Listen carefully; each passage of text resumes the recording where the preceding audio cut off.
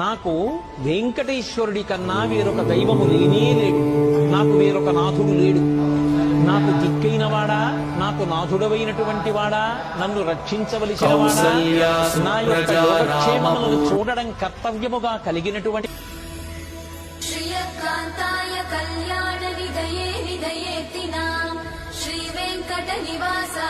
శ్రీనివాసాయ మంగళం.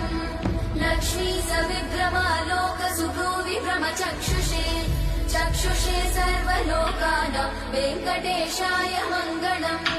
శ్రీవేంకటాద్రి శృంగాగ్ర మంగళాభరణాంగయే మంగళానాం నివాసాయ శ్రీనివాసాయ మంగళం. సర్వావయవ సౌందర్య సంపదా సర్వచేతసాం సదా సమ్మోహ